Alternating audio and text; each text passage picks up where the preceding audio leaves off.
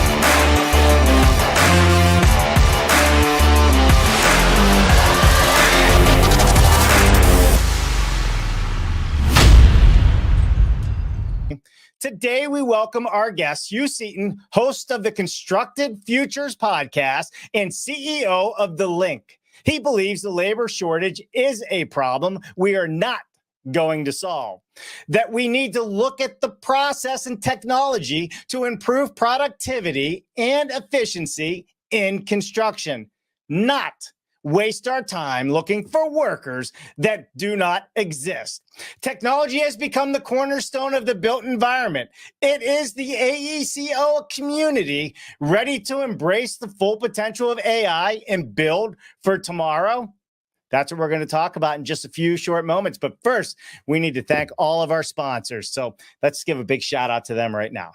Forward Solutions Group is successfully driving companies to succeed where others have failed. Are you looking to start a factory, optimize your existing factory, streamline your production, or take your team to the next level? Whatever your needs are, Forward has a solution for you. Reach out to Ben at forwardsolutionsgroup.com.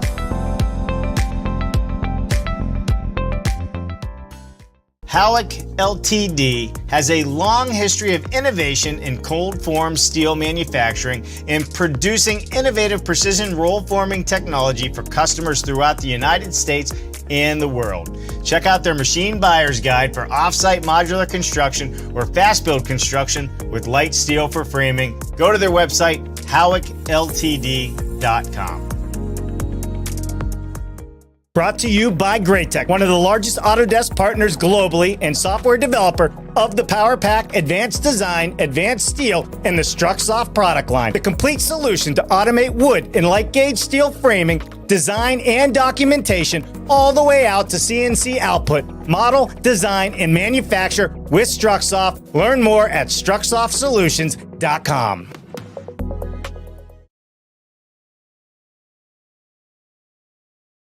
All right. Again, thanks to all of our sponsors. Make sure you go and pay them a little attention and some love and check out all the awesome services they offer because we cannot do this without them. With that said, let's hop right into it and let's bring Hugh on the show. You literally wrote the playbook, on construction technology. Can you tell us a little bit about what that book is all about and really where you were going with that? And I think that's going to lead us into the link, which is the LINK.AI, if anybody wants to look that up. And we'll share that with you during the show, too. Yeah, and we published it at the beginning of 2021 called the Construction Technology Handbook. It was out of Wiley. The point of that book was really to get people comfortable with the terms that get thrown around a lot. So I find it when startups and even not so startups talk about technology, they skip over things. Like they assume everybody on the call or in the conversation knows what an API is. Most people don't. It's just, you hear the word and you think, oh, I don't know, it's connecting a thing to a thing. So I spent, a lot of time in that book defining things, talking about it to smart people who don't spend all their time thinking about software and technology. So you're armed with the terms and the ideas to make better decisions and really think about how in your process and in your job, you can use some of these things or say no to them from a place of comfort and sophistication instead of, I don't know, I've never heard of that before and I don't have time for it today. So that led to, actually, since then I had a podcast, which is, a weekly thing, talking to people in sort of the same vein. Is what does your company really do? How do people use it? And so on.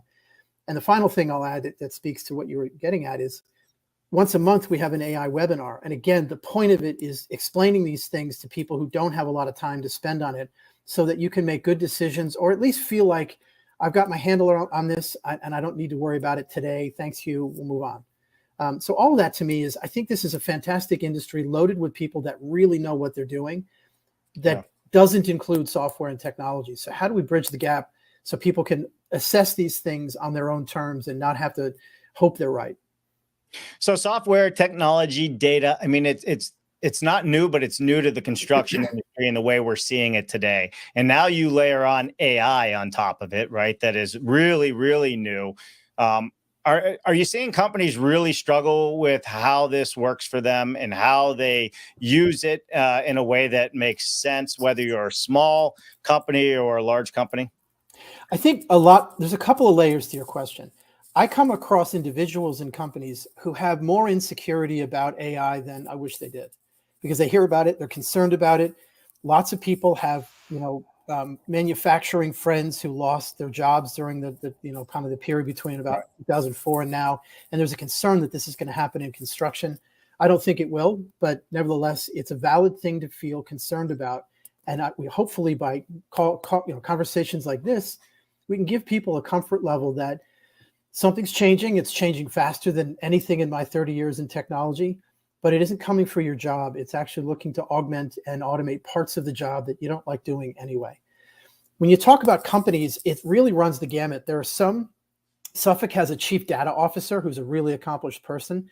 Then you've got other companies who are concerned about it and are quite sophisticated, but maybe don't have that kind of a person built out of that kind of a department. I rarely find people who have let me rephrase. I've never come across someone who has their head in the sand. Literally, we talked to dozens of companies and people. Everyone is alive to this. They're all making decisions. Does my business need this? Can I push this off? Should I adopt it now? Is there advantage in getting ahead of other people? So a lot of this is what the individual company wants to do in terms of where their strengths and weaknesses and where their strategy as a business is. So I don't think the idea that construction is a slow adopter of technology helps anybody. Because I'll tell you, there are no accountants that are using drones, 3D modeling, and laser scans. So there's a lot of technology being adopted.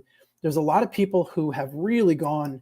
We're talking in 2-3 years from, I don't know what data is other than charts, to really being pretty good at it. So I think there's a lot of movement. Nobody is sitting on their hands with this. Yeah. A lot to learn, and at the same time, it's worth keeping in mind that construction is a dangerous, high-risk business in terms of things changing and variability. People optimize to cover that risk. Like, they have processes in place to make sure they've got their arms around risk. So when you change something fundamental, it's not a light decision. So I think it's worth respecting the fact that you're asking people to shift things that have an impact on their ability to really get their arms around their risk. And I think everyone who's providing software or technology to a contractor has to recognize they're changing the risk equation, and you need to be there for them to help them think about how that's going to affect things.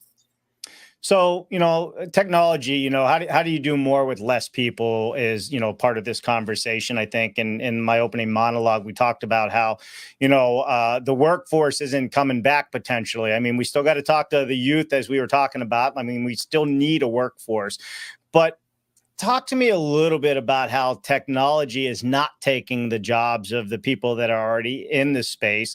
And are they going to help the people already in the space do more because there is less people? Is that kind of where you're going? It is. And if you think about what goes into a job, you can kind of say there's some things that are just process and are moving things around or finding things or, writing some things.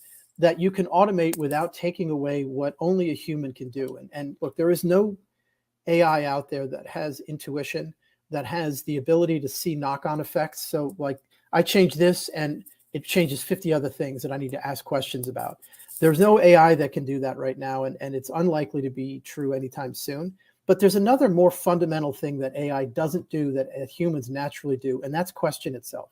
So one of the big problems with AI right now, the modern kind of large language models, is they'll say things with total confidence that they made up. It's called hallucinations, which I think is a funny word for it. And so at the end of the day, there aren't a lot of things where we can't have a human in the loop, where we can just let the AI go do its thing. There just really aren't a lot of times when that's true. So what we're finding is AI is good at doing the minion stuff. It's good at doing the automatable things, going and finding things, summarizing, so on. And it's, it can look pretty sophisticated, but it's not the end product. It's not the decision. It's the what feeds into the decision, if that makes sense. So the fact is, look, on the demographics don't sneak up on you. Like, the 20-year-olds of today were born 20 years ago. So we know from our own population studies the 25 to 29-year-old group of people is the largest we're probably ever going to have in the US in terms of number of kids. And every 5-year cohort after that gets fewer and fewer. And again, this doesn't sneak up on you. We can see the data right now. There's nowhere that we're going to bring immigrants from, even if we were open to that, which I think at the moment we're less than we might have been before. So there's no demographic plug. There was a moment when Mexico had a lot of young people. That was about 20 years ago. They don't now. So even if we wanted to, we can't. So really, there is no demographic solution to this. So we have to say, what do we do instead? Well, there's an interesting thing that came up in I want to say the 80s. It's a guy named Robert Solow is an economist, and he said, look, we've been investing in IT for 30 years at that point. And where's the productivity? What they found was process hadn't changed enough. And that speaks to where we are right now. Is you can plug in all the software you want, but if it's not changing how you do things, there's going to be a limit on how much better it is. I've heard people say that adopting Procore, for example, is up to 50% productivity for certain things. I mean, it's meaningful. There aren't a lot of hits like that. There aren't a lot of times where you're going to see a big jump without changing your underlying process. So I think what you're going to see is AI will change process. At first, AI will replace things the way people do them. But over time, we'll say we don't have to do it the way people do it. We can actually do it a different way that only AI could do, either because it's doing it overnight, or, if I can take an AI agent and make 5 of them, suddenly things that you'd never be able to pay a human to do, like checking every one of your drawings for clashes, things that are hugely labor intensive, you suddenly can do that you never could do with a human. Whereas eyeballing something and just kind of detecting an issue, AI is pretty far away from. Yeah, one of the things that we've been talking about a lot lately on this show is data, AI. Where do companies start? And you're right. I mean, we do have, drones, and we have, IR and all the LiDAR scanning and all the things that we're seeing. But we see most of that on the, mid to larger companies. It's now becoming more affordable to the smaller companies as well, such as, digital twins and what have you, BIM. I think the biggest question that a lot of people have when we talk about, data and AI is, where does a company start, right? Especially with AI. AI is new. Where do they start? Like, what do they start looking at? They already have data, but are they capturing that data the way they need to be capturing it? What is your thoughts on that? So I think it's important to recognize there are kind of 2 types of AI that people are talking about right now. One of them is the older one, which is deep learning. And that's where having your data house in order makes the most sense, because you're going to feed it into models. What's interesting about the more recent ChatGPT large language model scenario is you don't need to have your data in anywhere near the same level of kind of hygiene as you do for deep learning. So I think what I would suggest companies start with is take a look at the process and imagine what you can pull away from, especially your junior people. So, when someone gets a little more senior, they're applying a lot of experience and a lot of intuition. And right now, that's just not where AI is.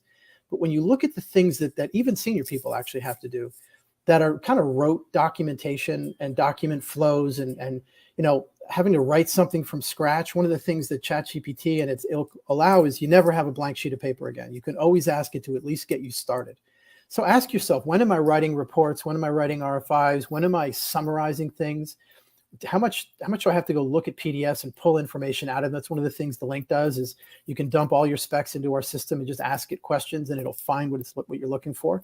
So I think I would start with process before you get too deep into technology. Technology is just a tool to help you get your job done.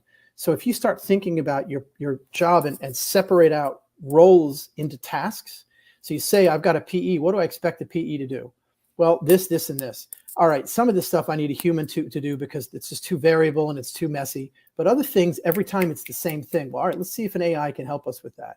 And there are people all over that'll help you test and kind of, demo some things. We just had a very dear friend in the industry, Jerry McCahey, who just recently passed away, unfortunately, but he was a big proponent in the industry. And he always used to say that we do not have a labor problem. He says we have a process problem. What's your thoughts? I think he's right. And where I was going with that Robert Solow thing about, they called it the productivity paradox. And what happened again in the 90s is manufacturing went through this huge change in process. There were some things at the corporate level, the core competence of the corporation and so on, where they really looked at process. And as a result, the 90s had some of the highest productivity growth in US history. So I think that there's a real opportunity for construction to say, at the contractor level, of course, and even below that, even at the PX and below level, to say, how are we doing things and how can I peel things off that waste time and drive people nuts? Because the other thing is, a lot of the stuff that AI can automate and help you with drives people a little nuts anyway. How many times have you heard the superintendent or the PM who's up till 8 p.m. getting paperwork done and can't spend time with his kids or her kids? Wouldn't it be nice if you can automate some of that and they spend more time thinking about hard stuff? Like, how am I going to handle this group of people and schedule things that take more subtlety and intuition than, filling out daily reports and so on. Yeah. And I mean, I think that's where everybody's really looking at AI. Again, it comes down to, even I use it. Like, I got to write an important email or something, and I want it to really sound professional. And, writing is not my forte. That's like putting a spreadsheet in front of me. That's not my forte either. This is what I do well, and use it as such. But what you're saying is that the AI can be trained for the business, and that's something that I want to talk about, to take some of the menial tasks that keep you busy and away from your family and simplify those to give you your life back. It's like you get a first draft. Yeah. And wouldn't it be great if you didn't have to sit there and say, how should I start this? Instead, it's like you've got a junior person or an assistant who does a first draft that's never right, but it gives you a starting point to adapt from, instead of saying, I don't know, I should do this and that. And the other thing that's interesting is, how many times have you had someone give you advice that on its own wasn't right, but got your brain going towards the right direction? Crazy enough, you can ask ChatGPT and its ilk crazy questions like, how should I deal with a difficult to work with person? Often it'll give you pretty dry answers, but it still opens your mind to things and gets you going. So think of it as augmenting you. And again, you never have a white sheet of paper again in your life if you don't want it. Yeah, for sure. Earlier, you mentioned, failure modes, the trade-off triangle, data, accuracy, complexity. Let's kind of work through that. Like, what are the big failures you see people that are making, that are trying to jump on this? I think when I say failure modes, what I mean is that AI isn't a silicon brain. It's not a human that's faster and whatever. It is fundamentally different how it works. What that means is it surprises us in what it gets wrong. I often tell the example of a image recognition project someone did a couple of years ago. They trained it on how to identify different dog breeds, and it kept getting stuck on huskies and wolves. And a human would look at that and say, "Oh, obviously the huskies look kind of like wolves. I could see how you'd make that error." But it turned out that the AI only had been fed information where both huskies and wolves had snow in the background. So it was keying off of snow, not anything intrinsic to the animal. That speaks to the fact that you don't always know quite why it's making the decision it is. And because you don't always know that, you're not going to be able to predict how it gets it wrong. We as humans have a thing called theory of mind. So I can imagine what Dave is thinking, or at least how your brain works enough to kind of interpret what you do and guess why you may or may not have made a mistake or said something or so on. We kind of can't do that with AI, and it's a problem when you try to, because you're going to trust it more than it deserves to be trusted. So an example of a failure mode that's not from construction, there was a famous case like 6 months ago of a lawyer who had ChatGPT write his closing arguments, and it's so convincing and so confident. It included cases that don't exist, but it was all formatted the right way, but it made them up.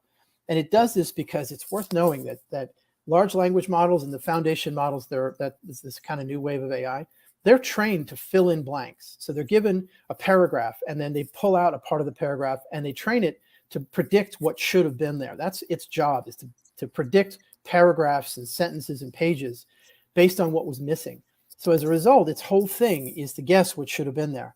Now, in its memory, it may have the right answer, and you see that a lot, and then you get the right answer. If there's nothing in its memory, it's going to say, well, I think it's what should have been there. But it doesn't do it in a way humans do, which is, I'm not really sure, but this looks right. No, it's going to sound just like it does when it really knows the answer, in which case you don't know whether it really knows the answer. You just know it sounds awfully confident. So when you think about these failure modes, that's the big thing, is a human has to be in the loop and has to give it a sniff test. That is not going away anytime soon. Is somebody senior or somebody seasoned looking at things and saying, this looks right to me, or this looks off, let's go ask it. Well, I mean, that's kind of interesting, right? Because it picks up everything that's already been trained to pick up in the background. But like with the whole lawyer thing, you know, I mean, these are mistakes that, especially that one, I think that person got disbarred for using it or what have you. It doesn't double check its work. That's right. That's right. Unless you ask it to. The other thing that we're not good at yet is recognizing that these things are actually supposed to be used as if you're talking to a person, right, not as if you're doing a Google search. So what people are building into software is having it automatically ask itself, was that right? Can you show me the source? So in our case, whenever we're using an LLM, you can see the spec or the document that it came from. You can click through and make sure it's actually giving you the answer you want if that's what you're looking for. So I think for the moment, we are going to want to have the ability to double check always. So an LLM, what does that mean? Large language model is what most people are seeing, and it's a different way of building AI from classic deep learning. There's a whole architecture thing they did called a transformer, and that's what I was telling you before. They pull a piece out and it predicts something from within a sentence, or in some cases graphics and visuals and so on. Would all of this be part of when you said the power and pearl of AI? Yeah. I think, the power of it is that you're able to do things that you couldn't do before, right, either faster or it's going to amplify human intelligence, unquestionably. The peril is if you're trusting it when it's not ready to be trusted yet. You're giving it too much autonomy. One of the things you hinted at a moment ago is level of accuracy. So in AI, the whole thing is, how accurate is this?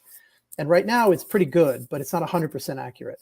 And a way of thinking about the accuracy, and especially when you're building something, is what I call the trade-off triangle. So in professional services, everyone's used to quality, time, and budget as the sort of trade-off. Well, think about that in AI. You've either got the size of your problem. So I'm asking it to write a whole book. That's a big problem versus answering a small question. The next one is data. How much have I put into it? How much have I trained it on? And the third thing is accuracy. So how accurate do I need? So is it a big problem with a lot of data? Do I need it to be super accurate, or is it okay if it's not so accurate?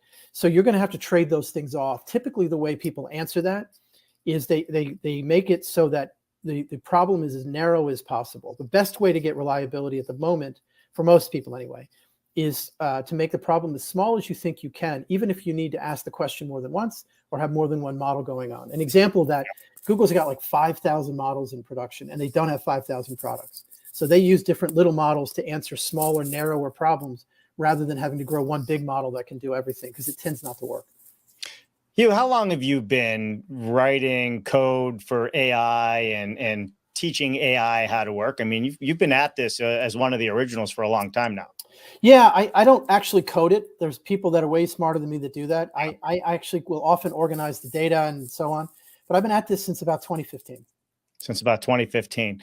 Let's get into what the LINK is real quick here. I'm going to put it on the screen. Talk to us a little bit about what is the LINK.AI and what does it do? Yeah, so our fundamental kind of reason for being is that specs are valuable, but they're really big, and they're often not written in a way that's very consumable. So we do a number of things. We've got a submit-a-log product. We've got this collaboration hub that allows teams to kind of dig into the spec and get their arms around it. Then, of course, we've got a large language model product we call spec.ai or spec GPT. All of them, though, are focused on this idea of how do we make specs into an asset and not something that is, frankly, an impediment for a lot of people. Right. People, it's really hard to go into a spec and find the answer you're looking for. We make it as easy as asking a question. And over time, what you're going to find is more and more workflows kind of hanging off of what is originally in a spec, to make it more and more powerful and easy for people to find what they're looking for. Starting with, towards the end of the year, the ability to actually assess a spec and start to look for errors in it. Because the problem with spec, they're so big that individuals often have errors in the spec itself. And that drives contractors nuts, is that they see a spec and they see a part of it that clearly isn't for that project, is it's kind of save as from the last project. So we're getting really good at identifying parts of a spec that look like they don't deserve to be there, or kind of refer to something that doesn't exist, and so on. So somebody that's going to hire the Link, what is it they would expect to do when they work with you? It depends a little on what they need, but we are helping project teams to manage their submittal logs, really get their arms around pre-buyout and even post-buyout. And then during the course of a job, having on their tablet or wherever it is, the ability to ask a question to the spec as easy as you go and look at Google Maps. So for us, it's kind of like the analogy of the old Rand McNally maps that nobody uses unless you're going 1,000 miles away, right, to Google Maps, which you check if you're going down the road to get milk. For us, I want a superintendent, I want the PM, even if they're a little unsure, to say, you know what, I'm just going to double check. And the double checking is as fast as asking a question, and up the answer comes and says, oh no, that's what it is. So that for us is the win, is that at your fingertips is the exact answer you're looking for, with the ability to click on it. And if you want to double check, you can see the spec itself. But we've helped you navigate to that answer instead of needing to flip through, hundreds and thousands of pages. So, but let's shift gears a little bit here. So how does this impact safety? I mean, you mentioned earlier the paperwork drag that keeps people, at the office late at night, missing family events, etc. Is there a correlation between what you're doing at the Link and construction efficiency and safety? I think not directly, quite honestly, other than being able to make people, part of what you can put into the Link is any set of construction documents, including your safety plan and your safety policy. That said, when people, assume they know the spec and they get it wrong, it leads to rework, and rework is a huge source of safety issues. Mm-hmm. So I think that indirectly 100%, if we can reduce rework and the kind of rush that it takes to kind of get rework done, I think it'll have a positive impact on safety for sure. Yeah, I mean, it makes sense, right? Or if people aren't staying up all hours of the night trying to get their work done because they have a little bit of AI help, they're not tired and making mistakes somewhere else as well. Oh, I also think it's just quality of not only safety, I think it's quality of decision-making. If people have a little more time to think about a thing, talk to people about things, or to your point, are rested, but also, how many people have kids they see less of than they wish? So there's a whole bunch of things that hopefully we're helping people with. So who are some of the leaders in this space right now who embrace, AI and machine learning and all of those things? In construction or more generally? Yeah, I think in construction. Even generally, because we can learn from other industries for sure. We can. I think I would start with construction. So obviously we're talking about this a lot. I mentioned before that most contractors have their eye on it. Some are a little further ahead than others. The ones that I know that are further ahead than others are the kind of usual suspects. As I mentioned before, Suffolk has a chief data officer, and what that implies about being prepared for AI in its various forms is that they're ahead of the game in terms of their internal data, but also you don't just pop AI in and hope it works. There's infrastructure you want under it to make sure that you're getting the most out of it. I find our friends at DPR are doing some similar things, a little bit less on the data side and a little bit more on the standard side. Now, they may be doing things in data, I'm just less aware of it. But they're thinking about process in a way that is, I think, really open and amenable to AI. Beyond that, there's a number of startups that are doing some interesting things. On the contract side, there's a company called Black Boiler who actually is doing a session with me in 2 days. Document Crunch does some things with contract review and so forth. Right. Alice Technologies has done some interesting things with kind of replicating how buildings get built, so you can simulate how a plan might work. Out of the UK, there's a company called Nplan who's done some of the most sophisticated AI work I've come across, much more on the deep learning side. Sure. So that's a good smattering of folks. But man, it's bubbling everywhere. Like you just can't escape it. The crazy thing though, Dave, is the speed of change in AI in this round of AI is unlike anything I've seen in 30 years in technology. Like it's a breakneck pace. There's more money chasing it. And what's really important is the first round of deep learning AI was sort of like, we all kind of were really slow to figure out what to do with it. This round comes when there's like 1 million engineers that understand it. And there's, lots of product people that understand it. So way more fertile ground. And also I think that the prize is more clearly understood than maybe it was the first time around. So between the pace of what OpenAI, Meta, Stanford, and people around the world, it's unprecedented. So we're going to hop to some comments here in just a second, Hugh, but is there anything before we do that we didn't cover that you really want people to know about, Hugh Seaton and what the Link is up to? Well, we're doing great stuff, and I'm wide open talking to anybody about both what we do, of course, but AI generally. We view ourselves as in a leadership position in terms of just thinking about it and helping people to understand it at a ground level.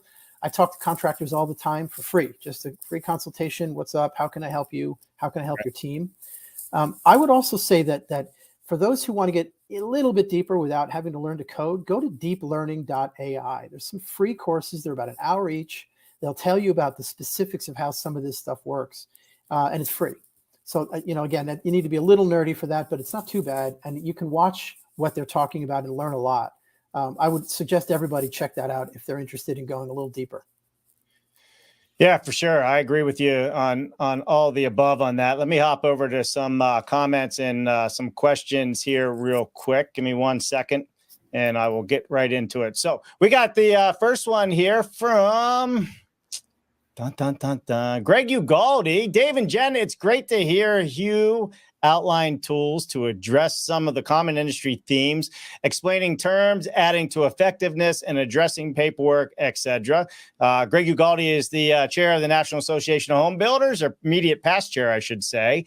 Guide updates the President of the United States. And then, of course, Henry Mickelberg is back. And yes, Henry, it was not AI that stopped us from being late on the show today. It was smoke alarms going off in the apartment complex. So one thing after another. But he did write a book, as Henry typically does. So let's put it up here and I'll read it real quick.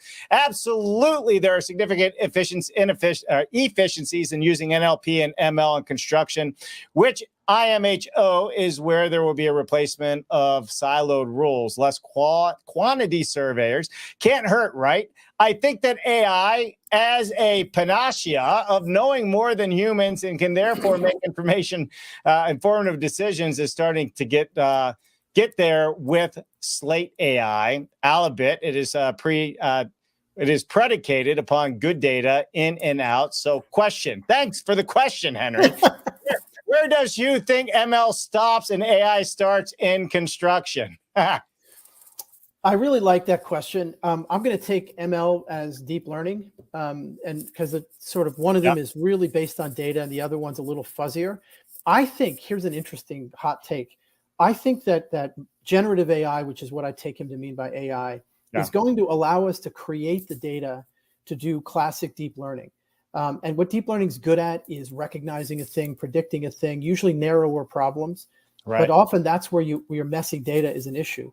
And what I think you're going to be able to do is train generative AI to go and find dark data, extract the entities, which is what there's actually a term of art, from your PDFs, from your RFIs, and so on, organize the data so that it can be fed into a deep machine learning algorithm. So I think that the two will work together. To answer your question more directly, though, machine learning, and again, by that we mean deep learning, is good at a narrow set of things, and that's recognizing, at classifying, and so on. Whereas generative AI is better at things that require context, whether it's summarizing something or it's producing something like we talked about with, never a white sheet or blank sheet of paper. So I think those two are quite distinct. One of them is almost like super duper software, and it should be compared to software. Whereas generative AI is a little closer to being cognitive and doing things that kind of approach thinking. And I think as it gets better, which you're seeing rapidly, you're going to start comparing what generative AI can do versus what a junior person can do more than you ever should with deep learning. Hopefully that's clear, that one is a little more about context and a little bit more nuanced, and the other one is just recognizing things, predicting things, and so on. And I think you're going to, like I say, I think you're going to find generative AI has real applications in turning dark and unstructured data into something you can feed into a model. Excellent. Thanks for the book and the question. Always good to see you, Henry. Thanks so much for that. Peter Molinar. Hey, Peter. AI for AI. All right. Gotta love him. Never heard that before. Douglas says, Hayden, hey, Doug, what does an AI tech stack look like if you have an Unreal Engine at the top, AutoCAD in the middle, and output to factory? Do you think most AI tech from design to factory will be on off-the-shelf solution? That's a pretty deep one. I think it speaks right now to the need for human in the loop. I don't think that AI, let me think about that. Essentially what you'd be saying is you're using Unreal and or a similar interface to create. AutoCAD translates it into something that is halfway to a drawing, and then AI then translates it into whatever's needed for the fabrication and or factory. Essentially DFMA translator almost. I do think you could find that. I absolutely think it's going to be a while before it can do that without a human eyeballing it. I think you're going to find weird places where it feels like there's two imperatives or two parts of it. That just happens in AI a lot, is that surprising conflicts show up that a human would have not even noticed, would have just automatically kind of dealt with. So I do think that that's an interesting way of looking at it. And as I say, I think you'd kind of train a model on a DFMA sort of thing, specific to whatever machinery you're using. So I see it happening for sure. Someone has to invest in that, and you got to figure out again how to catch unexpected errors early. And sometimes they may be subtle errors that aren't so easy. So one of the things that I didn't mention before, people have been using AI like against itself, or against AI in the past. They're called adversarial models. There's a few other things. I think you're going to wind up with AI as pairs or AI as teams, where one is generating the idea or generating the content, and another one is assessing it and or kind of playing devil's advocate. Right. I think that sort of tag team thing is very likely. It's not so easy to do because they could both be stupid, but I think you'll see it. AI can be stupid. Is that what you just said? I think we get duped into thinking it's a lot smarter than it is because its writing is so clean, clear, and well formatted. But ultimately, it's really stupid. It's really narrow and genius in its little area. The second you're not in that area, it's really stupid.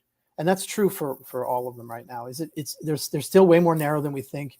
There's no little voice in the back of its head saying, was that right? Right. And it doesn't understand how the world works. Hugh, is there anything you want to leave us with before we wrap up today? Dave, this has been a pleasure as always. Thank you for having me on. Yeah, and thanks everybody out there. Listen, appreciate you tuning in. Appreciate you commenting. And remember, it's Monday, so we got 5 more days, well, 4.5, to build it better. So get back out there and do what you do best. I'm Dave Cooper. We'll see you Wednesday, 1 p.m. Hugh, don't go anywhere. I'll come back to you after the outro. And the rest of you, please go and make sure you say thanks to these sponsors as well. What an amazing show. Thank you to all of our sponsors for helping us to continue to bring all of these innovative conversations to all of you out there. Please visit them, see what they have to offer you. And as always, subscribe to the YouTube channel and ring that bell. It would mean the world to us. I'm Dave Cooper. Thanks for watching.